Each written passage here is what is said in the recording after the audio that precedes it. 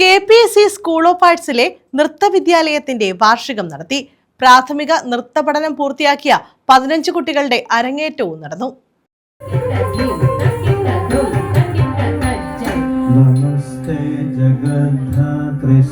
Kayamkulam KPSC school of ആർട്സിൽ നൃത്തവിദ്യാലയത്തിന്റെ വാർഷികാഘോഷം സംഘടിപ്പിച്ചു.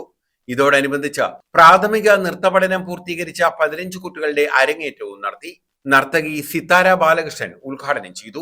കയ്യടി എല്ലാവരും ചേർന്ന് KPSCക്ക് കൊടുക്കണമെന്നാണ് ഞാൻ വിചാരിക്കുന്നത്. അത് എൻ്റെ സന്തോഷം, ഒരു അപ്രതീക്ഷിത അനുഭവമായിരുന്നു. ഞാൻ അദ്ദേഹത്തോട് ചോദിക്കുകയായിരുന്നു, എത്ര വർഷമായി ഇവിടെ നൃത്തമുണ്ട് എന്ന്. എനിക്കറിയില്ലായിരുന്നു അതിനെക്കുറിച്ച്.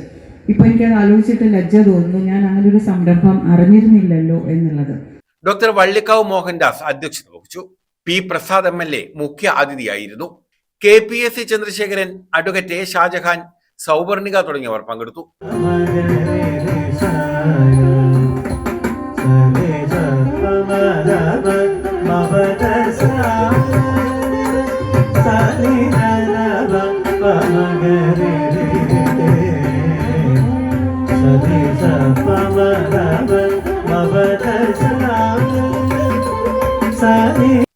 News bureau, Kayamkulam.